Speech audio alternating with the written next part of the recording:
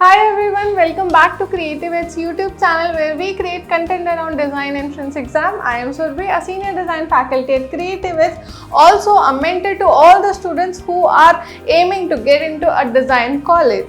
In this video, we're going to be talking about how to complete syllabus within the limited time. जैसा कि आपको पता है NID, UCEED and NIFT exams are just around the corner. I hope आपकी preparation अच्छी चल रही होगी, पर इस वीडियो में हम फोकस करने वाले हैं कि सिलेबस अगर आपका अभी भी बचा है, वो कोई भी रीजन से हो सकता है, मे बी कोई जेन्युइन रीजन भी हो सकता है, पर वो बचे हुए सिलेबस को 1.5 मंथ्स ऑफ टाइम कैसे कंप्लीट करें, ऐसे हम कुछ स्ट्रैटेजीज, कुछ टिप्स डिस्कस करने वाले हैं। But before we get started with the video, you know the drill, make sure कि आप हमारे चैनल को सब्सक्राइब करें एंड बेल आइकन प्रेस करना ना भूलें। So without any further ado, let's dive right इन।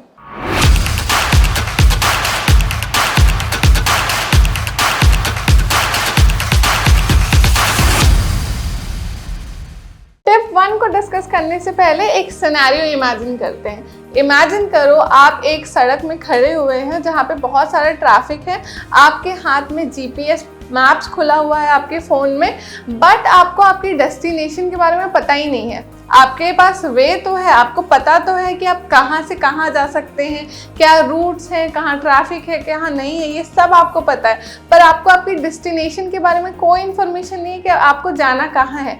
ऐसा ही होता है जब हम अपने सिलेबस कंप्लीट करने की जर्नी में निकलते हैं और हमारे दिमाग में कोई क्लियर गोल ही नहीं होता।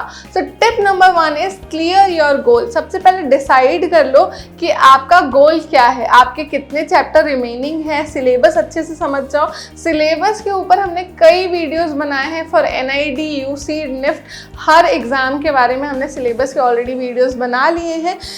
प्रिपरेशन स्टार्ट होने से पहले अपनी प्री प्रिपरेशन फेज़ में आपको समझना है कि सिलेबस कितना है, कितने चैप्टर्स हैं, कौन से चैप्टर्स के अंदर कितने टॉपिक्स आते हैं, ये सारा आपके दिमाग में क्लियर बन जाना चाहिए ताकि आप अपने आप को टारगेट दे सकें कि आपको कौन सा चैप्टर कितने टाइम फ्रेम के अंदर करना है।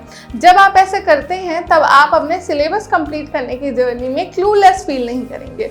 So that was tip number 1। Let's discuss the tip number 2 which is the 80-20 rule. अब ये 80-20 रूल क्या है ये समझ लेते हैं।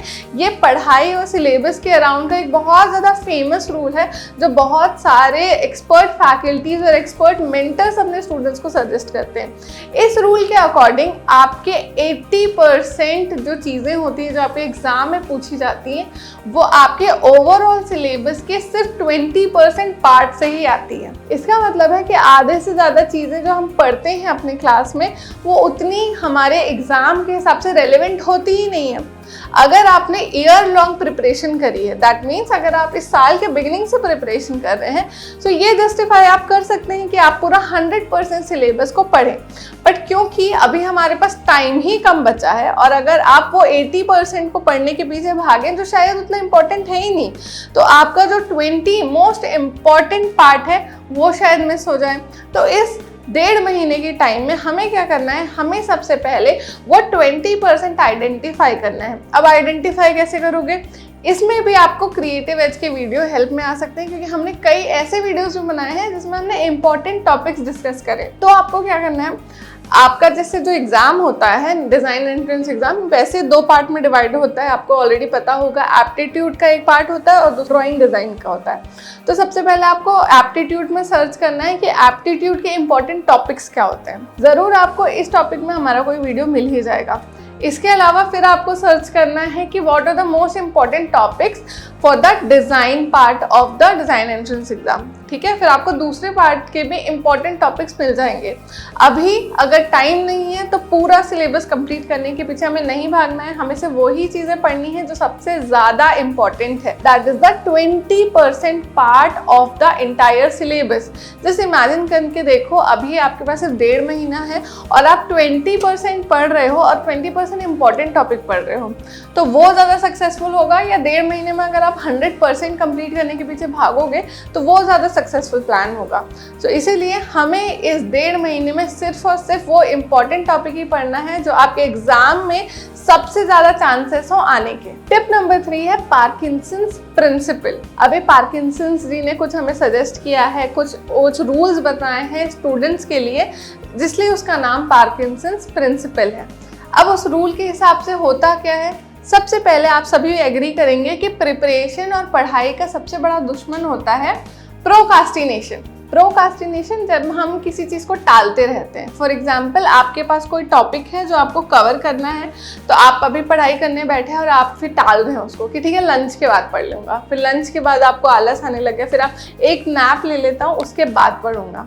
ठीक है, नैप से उठे, अब आपको ऐसा लगा यार दिन भर से मैं तो घर में ही बैठा हूँ, तो थोड़ा सा एक वॉक पे चले जाता हूँ, साइकिलिंग में चले जाता हूँ या फ्रेंड से मिल के आता हूँ। तो जब आप चीज़ों को टालते रहते हैं ना, that is called procrastination, which is the biggest enemy of any student. As a student at this point जहाँ पे एग्जाम इतने पास आ गया, you can not afford to procrastinate anything. तो आपको क्या करना है, आपको हर चीज़ में डेडलाइन फिक्स करनी है। सो फॉर एग्जाम्पल, आप कोई यूट्यूब चैनल से प्रिपेयर कर रहे हैं या तो आप किसी पर्टिकुलर वेबसाइट का सब्सक्रिप्शन लेके रखे हैं जहाँ से आप वीडियोस देख देख के प्रिपेयर कर रहे हैं वीडियो लेक्चर से। तो ऐसे में क्या होता है, अगर आपने अपने दिमाग में ये फिक्स करके रखा है कि ये वीडियो मैं 2 दिन में देखूंगा, तो आप वो वीडियो 2 दिन में ही देखते हैं। पर अगर आप ये अपने दिमाग में फिक्स करते हैं कि ये वीडियो मैं 1 दिन में ही ख़त्म कर डालूंगा, तो आप 100% वो वीडियो 1 दिन में कंप्लीट कर पाएंगे। पर हाँ, अगर आप ये डिसाइड करके बैठते हैं कि ये वीडियो में 2 या 3 घंटे में, चलो फिक्स कर लेते हैं 3 घंटे में, तो आप वो 3 घंटे में भी कर सकते हैं। It is just about fixing a deadline. अपने डेडलाइन में अगर आप काम करते हैं तो आप 100% वो चीज़ों को मीट कर पाएंगे जो आपकी रिक्वायरमेंट है। ऐसा होता है ना, यूजुअली जब हम कोई ऐसे काम करने के बारे में सोचते हैं तो उसमें बहुत टाइम निकल जाता है, पर हमारे पास कोई फिक्स टाइम लाइन है कि इतने देर में वो करना ही है, करना ही है, करना ही है, तो वो उस फिक्स डेडलाइन में भी हो जाती है। Whenever you sit for your studies, fix a deadline, उस डेडलाइन में ही आपको ख़त्म करना है। तो जब स्टार्टिंग में आपने क्लियर सेट गोल किया, जो हमने टिप नंबर 1 डिस्कस किया था, जब आपको पता चल गया कि आपका सिलेबस क्या है, कितना है, उसके बाद आपको डिवाइड कर देना है उस सिलेबस को वीक्स में। When you fix the weeks for your syllabus, then you set a deadline कि एक चैप्टर है उसको मैं इतने दिन में खत्म करूंगा, दूसरे चैप्टर को इतने दिन में। ऐसा करेंगे आप तो आपका जो सिलेबस है वो इफेक्टिवली जल्दी खत्म हो सकता है। Tip number 4, principle of water tank. अब वाटर टैंक प्रिंसिपल क्या है ये समझ लेते हैं। इमेजिन करिए एक वाटर का टैंक है, ठीक है, और उसमें 2-3 होल्स हैं। अब आप कितना भी उसमें वाटर फिल करते जाएं, करते जाएं, वो होल्स से वो वाटर निकलते जाएगा ही जाएगा, और आपका वाटर का टैंक है ना, वो कभी भी 100% फिल नहीं हो पाएगा। यही होता है जब आप पढ़ाई करने बैठते हैं और आपके पास कई चीज़ें ऑलरेडी रहती हैं डिस्ट्रैक्शन के लिए। फॉर एग्जाम्पल, आपका फ़ोन में आए हुए notifications, calls, messages, emails, a lot of things are there. तो ये सारी जो चीज़ें हैं ना, वो उस वाटर टैंक में जो होल्स रहते हैं ना, ये उसको सिंबलाइज करती हैं। और जैसे कि आप अभी प्रिपरेशन जर्नी में और टाइम बहुत कम बच गया है, तो अपने सारे जो ये सारे वाटर टैंक के होल्स हैं ना, इनको आपको बिल्कुल मिनिमाइज कर देना है। आपको फोकस करना है सिर्फ और सिर्फ अपने एग्जाम में, उसके अलावा कुछ भी नहीं। कुछ दिन तक के अपने सोशल मीडियाज को थोड़ा रेस्ट करने दो। एग्जाम जब एक बार अच्छा चले जाए, फिर जितना फ़ोन चलाना है उतना चलाओ, पर अभी फ़िलहाल एग्ज़ाम के टाइम में अपने आप को डिस्ट्रैक्शन से दूर रखना इज़ वेरी इंपॉर्टेंट। अब बात करते हैं the final and the 5th tip, which is practice active recall. अभी सिलेबस कंप्लीट करने का मतलब ये नहीं है कि सिलेबस एक बार पूरा पढ़ लेना। अब सिलेबस में जो आपने पढ़ा, जो भी टॉपिक्स आपने तैयारी करी है, वो आपको लॉन्ग टर्म के लिए याद रहना भी उतना ज़रूरी है। क्या फ़ायदा कि आपने जल्दी जल्दी में सारा सिलेबस पढ़ तो लिया, कंप्लीट तो कर लिया, एग्जाम के टाइम में वो याद ही नहीं आ रहा है कि क्या पढ़ा। इसीलिए आपको प्रैक्टिस करना है active learning. This is relevant for your aptitude part. आपका एप्टीट्यूड पार्ट आप जब भी पढ़ेंगे, आपने जब भी आप पढ़ाई करी, आपने जो भी नया टॉपिक पढ़ा, समझा, कंप्लीट किया, उसके बाद आपको करना है एक्टिव रिकॉल। अभी एक्टिव रिकॉल में आपको क्या करना है, जब आप वापस से पढ़ने बैठेंगे ना, तो आप अपने आप को देखिए कि आपने जो भी पहले पढ़ा था, कि आपको वो याद है। इसलिए आपको आपका कॉपी लेना है और जो भी आपको याद आ रहा है वो लिखते जाना है। मे बी आप अपने में आपको कोई न्यू प्रॉब्लम दे सकते हैं और फिर आप उसको सॉल्व करके देखिए, तो आपको पता चलेगा जो आपने पढ़ा था टॉपिक वो एक्चुअली आपको समझ में आया ना आया। So these were the 5 tips जो आप फॉलो करेंगे तो आपका बचा हुआ सिलेबस जल्द से जल्द एग्जाम के पहले खत्म हो जाएगा। I hope this video was informative and helpful for all those students who are aiming for the design entrance exam. If you found this video informative, make sure you leave a comment down below and make sure to like this video also. I'll see you guys in the next video. Until we meet next time, stay creative and keep chasing your dreams. Bye.